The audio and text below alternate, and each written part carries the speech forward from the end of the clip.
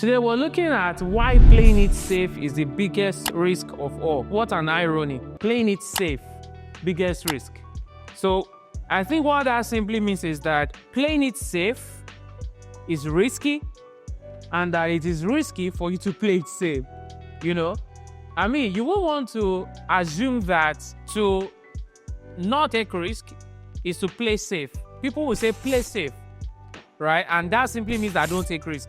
But we're looking at why playing it safe is the biggest risk. And I'm going to give you an example. Has anyone heard the Netflix story? In Netflix early years, they had an opportunity to buy a little known company called Blockbuster. Do you guys remember those days that we rent DVDs? We rent CDs? Yes. Those are the days of the Blockbusters. Blockbuster back then was the king of home video rentals. And Netflix was a struggling DVD by mail service. DVD by mail. But the head of Blockbuster laughed at the offer. I remember I once read that Netflix came to Blockbuster's office in Dallas, where they had that meeting. And they were asking for, I think, about $50 million. And Blockbuster laughed it off. Meanwhile, those Netflix folks, they had even rented a private jet to go to Blockbuster's office in Dallas to have that meeting, to be able to get $50 million. But they laughed at them. Why? Because Blockbuster thought digital streaming was a passing trend that is just passing by. The way some people see AI, the way some people see applying for jobs, the way some people see going for interview, preparing for interview, the way some people see so many things that we do today, like it's a passing trend. The same way Blockbuster thought that digital streaming was a passing trend. It's not here to stay. That was their thought. And I believe that in history, we've learned a lot about this. We can talk about Kodak, thinking that, well, I mean, it's just digital photography. It's not going to last. We can talk about when BlackBerry, the QWERTY button, you know, they believe that people need to have the button. So they believe not having that is not going to last. That is just a trend. Blockbuster thought the same way. The rest, as we know, is called history. Netflix grew into one of the most powerful media companies in the world, as we know it. I can't tell you how much Netflix, I don't know how much they make yearly, but I believe they make upward of $1 billion every year. Netflix grew into what we know today because they also took the risk. While Blockbuster faded into irrelevance. See, the greatest tragedy that can ever happen to anybody or any company is to fade into irrelevance, which is why you cannot not take risk. It is better you take risk and fail, you learn from it and move forward, rather than not take risk at all. You know, I do not fear somebody who doesn't take risk. I fear someone who takes risk, even though the person is failing. But if you're not failing, like I used to tell people, if you come to me and I ask you, what have you done before that you failed? I say you've never failed. I don't think I'll be able to work with you, because it shows that you've not learned any lesson. There's nothing hard has hit you. See, we learn more from failure than success. Do you guys know that? We learn more from failure than success. If you do not take risk just because you're afraid of failure, you are going to fail. That's the truth. That is why they do say that what people fear the most will finally happen to them, you know, because they are afraid of taking the chance, of taking risk. And then what they are afraid the most finally happens. It does.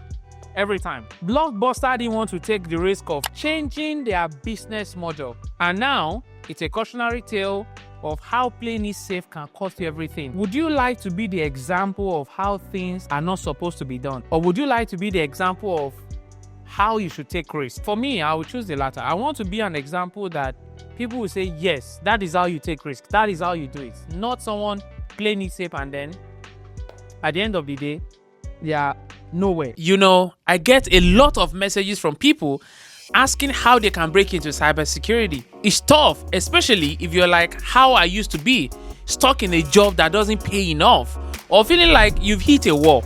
I get it. That is why I created something more than just these videos you're watching.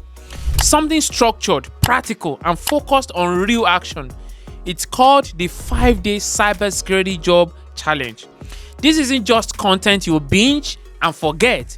we're talking hands-on learning, real skills, and daily guidance. 2 hours a day for 5 days.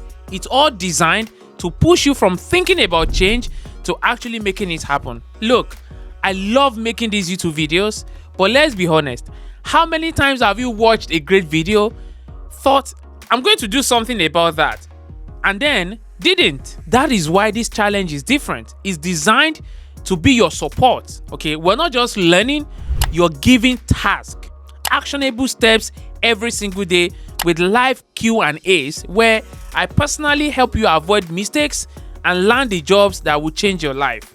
Watching my videos is great, but if you want to go beyond watching, if you're ready to take real steps toward a $250,000 career a year, come join the challenge. The link is in the description below. You can't miss it. Now, enjoy the rest of this video, but don't forget to come back when you're ready to take that next step. What is the message here? Sometimes the greatest risk is not taking one. Let me explain that. The greatest risk is you not taking risk at all. That's the truth. Do you know that I was also watching, was it LinkedIn founder and some other people that said that if you're working, right, and in your 20s, you quit your job to go establish a company, found a company, have a startup. As long as you can survive, as long as you can maintain your standard of living for a year or 2 years, they encourage that you should go start something. That when you start, even if it fails, if you come back to work in a company, they will respect you more because they know that you've done something. And I think it's true, because I remember when I was in FedEx, one of our project manager, the first time I heard that she once had a business was we were having one-on-one, and she told me about her business that she, at a point in time, she employed 25 people in America. And that is one of the reasons why they employed her. And we could see how she works.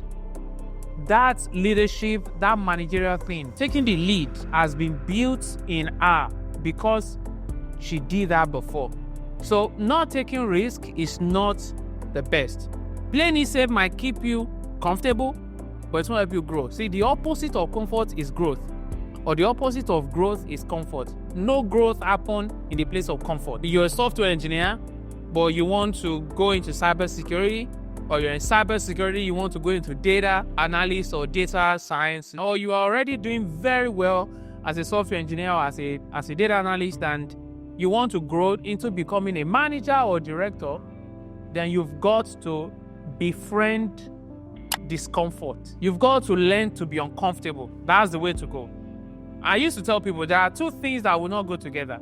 I would say, number 1, cheap and best won't go together. You can't be the cheapest and you still be the best. If you're the best surgeon, you can't be the cheapest surgeon. No. Also, you can't grow and be comfortable. Those 2 cannot go together.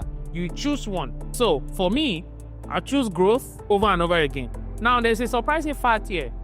Companies that embrace innovation and calculated risk grow 10 times faster than those that play safe. And this is not just for companies, even for individuals like you, like me. Those who take calculated risk, they grow 10 times faster than those that try to play it safe. You know what that means? If you're growing at 10% year on year, the one who is taking risk is growing 100%. If you're growing at 2%, the one taking risk is growing 20%. So, simply put, you not taking risk is the biggest risk of all. Thank you so much. That'll be all for now.